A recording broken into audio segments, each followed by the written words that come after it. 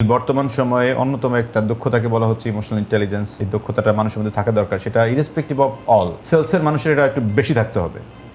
এখন ইমোশনাল ইন্টেলিজেন্সের টোটালি 5টা কম্পোনেন্টকে ধরা হয়, যদিও সিন্স 1995-এ ড্যানিয়েল গোলম্যান ফার্স্ট যখন এটাকে একটা বইয়ের মাধ্যমে প্রকাশ করে, তারও আগে মায়ার নামক এক ভদ্রলোক এটা নিয়ে আবিষ্কার করেন সিন্স 1982-তে।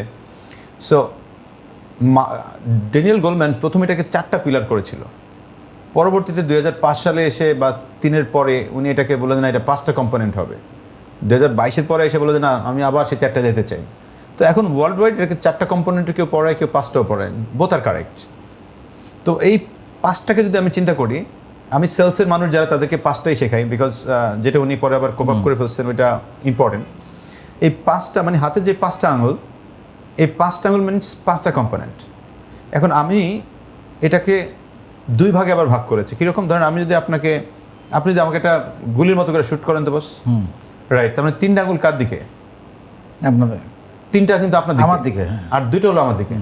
তার মানে আমি যখন এরকম করছি, 3টা কম্পোনেন্ট হচ্ছে আমার জন্য, 2টা কম্পোনেন্ট হচ্ছে অন্যদের জন্য, এই 5টার মধ্যে। তাহলে আমার 3টা কম্পোনেন্ট আসলে কী কী? প্রথমটাই বলছে self awareness. Self awareness means আমি কোন কোন কথায় মন খারাপ করি, কিসে রাগ হই, কোন সিচুয়েশনগুলো আমাকে একটু কষ্ট দেয়, কোন জায়গায় আমি একটু খুশি হই, কার সান্নিধ্যে গেলে ভাল লাগে, কাস্টমারের কোন বিহেভিয়ারটার কারণে আমার মন খারাপ হয়, আমার ফ্যামিলি মেম্বারের কার বিহেভিয়ার আমার একটু খারাপ লাগে, কোন সিকোয়েন্সগুলো দেখলে আমাদের একটা অন্যরকম মেজাজ খারাপ হয়। এই পয়েন্টগুলো খুঁজে বের করার নামটাই হচ্ছে আসলে সেলফ অ্যাওয়ারনেস। তাহলে প্রথম ধাপ গেল। দ্বিতীয় ধাপ হলো, এটা তো আপনি বের করলেন, তাহলে এটা তো সমাধান লাগবে। এইটাকে যে ম্যানেজ করা হয় এটাকে বলছে সেলফ ম্যানেজমেন্ট। তো এবার সেলফ ম্যানেজমেন্ট কি? এক্সাম্পল, যে ইকবাল ভাই আমার সঙ্গে কথা না বললে আমার মন খারাপ হয়। তো আমাকে যদি আপনি অর্ডার না দেন আমার মন খারাপ হয়। তাহলে আমি এটা জানলাম, তাহলে এটাকে আমি কীভাবে ম্যানেজ করতে পারি? যে পরবর্তীতে তাহলে ইকবাল ভাই এরকমটা করলে আমি মন খারাপ করব না, রেদার আমি কি অ্যাকশনটা নিব নিজের মনকে বোঝানোর জন্য, নিজেকে স্টেবল করার জন্য। এই ম্যানেজমেন্টগুলোর নামটা কি বলা হচ্ছে? Self management. সো একটা উদাহরণ দেয় কীভাবে ম্যানেজ করবো। রাইট, ধরেন আমার মিসেস এক্সাম্পল, যে আমাকে বলল তুমি এত দেরি করে আসলা, এটা কি ঠিক হইলো? তো এইখানে আমি আমার নিজেকে কিভাবে ম্যানেজ করব? অনেক সময় আমরা মন খারাপ করে ফেলি, আমি হয়তো একটা রিয়াকশন করে ফেলি।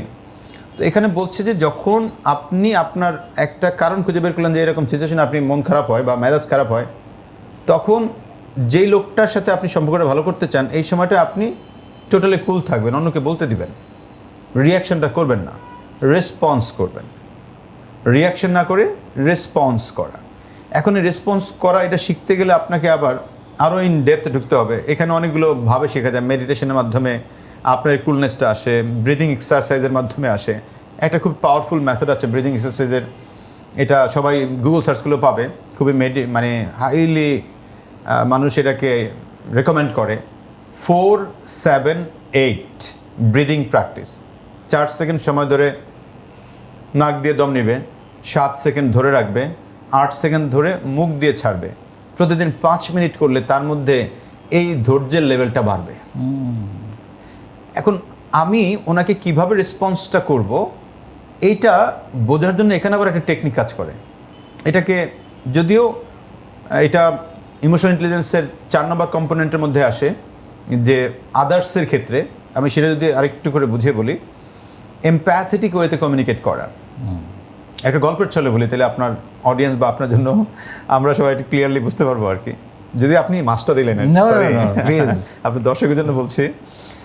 কিছুদিন আগে আমি আপনার হোটেল ইন্টারকন্টিনেন্টালে একটা ইনভিটেশন পাই। এটা আমেরিকা থেকে একজন বিখ্যাত গলফ ট্রেনার এসেছেন, যিনি ওয়ার্ল্ডের টপ 50 গলফ ট্রেনারের একজন, বাংলাদেশে গলফ শেখাতে এসেছেন। তো বাংলাদেশের যিনি সুইডেনের নেদারল্যান্ডের রাষ্ট্রদূত, সে হচ্ছে আবার ওনার বন্ধু মানুষ। তো নেদারল্যান্ডের সেই রাষ্ট্রদূত, তার সৌজন্যে ওই ট্রেনার আবার পিয়ানো বাজাইতে পারে, তো একটা পিয়ানো সন্ধ্যার আয়োজন করছে হোটেল ইন্টারকন্টিনেন্টালে। তো আমার ভাইরা, উনি আবার কুমিটোলা গলফ ক্লাবে গলফ খেলে, তো উনি ইনভিটেশন পেয়েছে, উনি 2টা কার্ড পাইছে। উনি একটা কার্ড আবার আমার দিচ্ছে, তুমিও আসো, ভাবিস তোমার মিসেস সব আসো। তো আমরা গেছি, গিয়ে একটা টেবিলে বসছি। যথারীতি সামনের টেবিলে বসছি আমি, কারণ এই ধরনের পিয়ানো টিয়ানো শুনতে ভালো লাগে।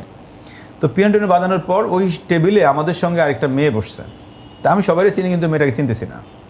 তা আমি মিসেসকে বললাম, উনি কে, চিনো কিনা? তো বলে যে না, আমিও চিনি না। তো যখন পিয়ানো বাজানো শেষ, এবার পিয়ানো বাদক বা ওই ট্রেনার উনি এসে খাওয়ার জন্য আমাদের টেবিলে বসছে। ওকে। তো ওনার সঙ্গে আরও এক দুজন বসছে, এতে করে টেবিলের অ্যারেঞ্জমেন্টটা একটু রিঅ্যারেঞ্জড হয়েছে। তো আমার ডান পাশে ওই মেয়ে চলে আসছে, বা পাশে আমার মিসেস। তো আমরা যারা সেলসে কাজ করি, আমাদের একটা কমন ব্যাপার হচ্ছে যে পাশের মানুষের সাথে কথা বলবোই, খুব কমন, যদি আমি অপরিচিত হই। এটা আমাদের রক্তের মধ্যে মিশে আছে। এটা ছেলে কি আর মেয়ে কি, কমনলি এই ঘটনা ঘটে। সো আমি এবার তার সঙ্গে কথা বলা শুরু করলাম, সে আমার সাথে কথা বললো। এর মধ্যে কার্ড আদান প্রদানের অবস্থান চলে আসলো, বিকজ সে যখন শুনেছে আমি ট্রেনার। ওই মহিলা হচ্ছেন আবার একটা বড় কোম্পানির, লিফট কোম্পানির সেলসের হেড। তো উনিও সেলস, আমিও সেলস, কথা তো বাড়বেই। তো যথারীতি উনি ওনার অফিসে ইনভাইট করেছেন একটা প্রেজেন্টেশন দেওয়ার জন্য। তো কার্ড হ্যান্ড ওভার হচ্ছে, এমন সময় মাথায় ঢুকলো যে আমার পাশে তো আমার বউ আছে। সো হঠাৎ করে মনে পড়লো, আমি বললাম যে আমার মিসেস সাথে একটু পরিচয় করিয়ে দিই। তো এবার আমি লুবনাকে বললাম, লুবনা পরিচিত হও। তো লুবনা পরিচিত হয়েছে, কিন্তু ওর কথা বলার মধ্যে একটা কেমন না জানি ছাড় ভাব আছে। কিন্তু আমি তো বুঝতেছি তার সাথে সংসার করে 17 বছর ধরে 7-8-10 মিনিট হয়ে গেল। তো এবার আমি নিজেকে নিজে প্রশ্ন করলাম, আমি যদি এরকমটা সিচুয়েশন হইতো, ও অন্য কোনো একটা ছেলের সাথে 8-10 মিনিট ধরে কথা বলতেছে আর আমি পাশে বসে আছি, আমার কেমন লাগতো? আমি কি এটা আসলে পজিটিভলি দেখতাম কি না? আমার কাছে প্রশ্ন আসছে, না আমি দেখতাম না। এখন অনেকে বলবে, ভাই আপনি খুব conservative. Yes, I am conservative. আমার কাছে মনে হয় যে ম্যাক্সিমাম ছেলেরাই এরকম কনজারভেটিভ, মেবি। আমি দেখতাম না, খুবই স্বাভাবিক। তো তখন আমার কাছে মনে হয় তাহলে ওর এইটুকু রিয়্যাক্ট করা যৌক্তিক। এই যে আমি আমাকে ওনার জায়গায় বসিয়ে দেখলাম, এটাকে আমরা বলি 6-9 মেথড। আমি যেটাকে 6 দেখি, আরেকজন সেটাকে 9 দেখে। আপনি তখনই 9 দেখতে পারবেন যখন আপনি তার পজিশনে গিয়ে বিষয়টাকে আপনি বোঝার চেষ্টা করবেন। তো এইবার এই বোঝার পর আমার কাছে মনে হলো যে ইয়াস, হোয়াট ক্যান আই ডু। এবার খাবার সার্ভ করলো যখন, তো ওইখানে ওরা একটু বিদেশি স্টাইলে খাবার সার্ভ করছে। সিকুয়েন্সিয়ালি প্রায় 22 না 23টা আইটেম দিয়েছে, কিন্তু একটা শেষ হওয়ার পর আরেকটা আনে। তো আমি প্রথম দিকেই অনেকগুলো খেয়ে ফেলছি, পেট ভরে গেছে। মাঝামাঝি একটা সময় একটা খুব ভালো খাবার আনছে, তো খেয়ে দেখলাম খুব টেস্টি। তো আমি লুবনাকে এগিয়ে দিয়ে বললাম, এই দেখো না, এটা কিন্তু খুবই মজার, একটু খাও। বলে আমাকে লাগবে না, ওনারে খাওয়াও। রয়ে গেছে এখনো। তো যাই হোক, পরবর্তীতে এই যে আমি তাকে ম্যানেজ করার জন্য যে অ্যাকশনগুলো নিয়েছি, এর পরবর্তীতে তার বললাম, আসলে তোমার কাছে সুন্দর করে ছবি তুলে দেই। আরে ভাই, তুমি তো আমার সব। হ্যাঁ, বিভিন্নভাবেই হাজব্যান্ড ওয়াইফের যেরকম বিষয়গুলো হয়, সো ওই খুনসুটিগুলো করে দেন বিষয়টা মিনিমাইজ করেছি। দেখেন, আমি রিয়েলাইজ করার পর বিষয়টাকে মিনিমাইজ করার জন্য যে অ্যাকশনটা নিয়েছি, এইটাকে বলা হয় কম্প্যাশন। একজন ইমোশনাল ইন্টেলিজেন্ট মানুষ সামনের মানুষটার এই বিষয়টা তার অবস্থান থেকে বুঝে দেন রেসপন্স করা, এবং ওইটাকে মিনিমাইজ করার জন্য বা ওইটাকে নিউট্রালাইজ করার জন্য যে অ্যাকশনগুলো নেবেন, সেটাকে বলছি আমরা কম্প্যাশনেট। এবার যদি আমি এটার সঙ্গে রিলেট করে আসি যে আমার মিসেস রাগ হইলো যে তুমি দেরি করে আসছো, তাহলে আমার নিজেকেই প্রশ্ন করা, আচ্ছা সারাদিন যদি আমি এরকম ঘরের মধ্যে থাকতাম, তাহলে আমার প্রশ্নটাও এরকম হতো। আমার প্রশ্ন কীরকম আসতো কি না? নিশ্চয়ই আসতো। তখন কিন্তু দেখবেন আপনার ভিতর থেকে এবার উত্তরটা ডিফারেন্ট আসবে। এই জায়গাটা পরিবর্তন করতে পারলে তখন নিজের ম্যানেজটা অনেক সহজ হয়। অ্যাবসলিউটলি। এবং নিজেকে ঠান্ডা রাখার জন্য তো বেশ কিছু মেথড বলেছি, স্ট্রেসকে ম্যানেজ করা, মেডিটেশন করা, আদার্স আরও অনেক। কেউ হচ্ছে যে নিজেকে একটু কুল রাখার জন্য বিভিন্ন কাজ করে, এক একজন এক একভাবে। কেউ হচ্ছে টানা গোসল করে, কেউ হচ্ছে যে কোরআন তেলাওয়াত করে, কেউ হচ্ছে নামাজ পড়ে, কেউ হচ্ছে এসে আবার শাওয়ারে ঢুকে যায়। এক একজন মানুষ এক একভাবে করতে পারে। সো আমরা 3টা শুনলাম। নিজের দিকে আমরা শুনেছি 2টা, আর অন্যের একটা শিখে ফেলছি, যেটাকে এমপ্যাথি বলা হয়। নিজের আরেকটা হচ্ছে সেলফ মোটিভেশন, যেটা ড্যানিয়েল গোলম্যান পরবর্তীতে এটা সেলফ ম্যানেজমেন্টের মধ্যে ঢুকিয়ে ফেলছে। অ্যাগেইন সেলফ মোটিভেশনটা কি, সেলসের মানুষের জন্য এটা সবচেয়ে বেশি দরকার। দেখেন, আমি আমার নিজেকে নিজে মোটিভেট করা, এই যে নিজেকে নিজে মোটিভেট করার জন্য অনেকগুলো কাজ করার সুযোগ আছে। প্রথম কাজটা হচ্ছে পজিটিভ মাইন্ডসেট। আপনি পজিটিভ মাইন্ডসেট ছাড়া নিজেকে মোটিভেট করার কোনো স্কোপই নেই। হ্যাঁ। তো এখন নিজেকে পজিটিভ করতে চাইলে আমার ভিতরে সৃষ্টিকর্তা একটা আলাদা রিসেপ্টর দিয়েছে, যেটার নাম হচ্ছে রেটিকুলার অ্যাক্টিভেটিং সিস্টেম। এই র্যাশের কাজ হচ্ছে বাইরে থেকে যা কথাবার্তা শুনি পুরোটাই আমার ভিতরে চাকনির মতো করে ফিল্টারিং করে আমার ভিতরে ঢোকে। এই ফিল্টারটার নাম হচ্ছে র্যাশ। এখন আপনি নিজেকে পজিটিভ করতে চাইলে ফিল্টারিংটা করতে হবে পজিটিভলি।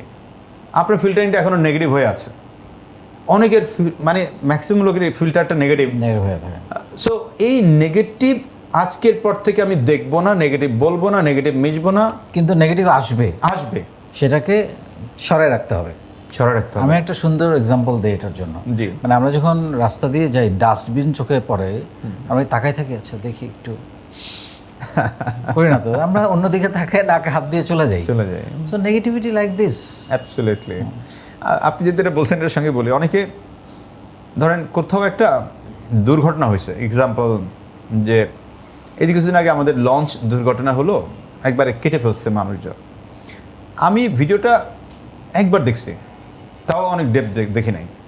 কিন্তু এরকম হাজারো লাখো কোটি মানুষ আছে যারা কিনা হাই হাই এমনি কাটছে, এই জায়গায় কেটে ফেললো, শাড়ি পরা ছিল, এই হয়েছে, এর গ্রামের বাড়ি কোথায়, কি অবস্থা, তার ফ্যামিলির লোকদের কী না করতেছে, কী না ভাবতেছে। আচ্ছা থিঙ্ক, আমি এটা এত ডেপথ জানি না, আমার কি হবে? আমি কি এটা কিছু করতে পারবো? এটা কি আমার কন্ট্রোলে আছে? মানে আমার কন্ট্রোলে নাই তো এই সমস্ত জিনিস। যেহেতু আমার কন্ট্রোলে নাই, আমি এটা কিছু করতেও পারবো না। আমি জানা দরকার জানছি, দ্যাটস ইট। এত ডেপথ যাওয়ার দরকার নেই তো।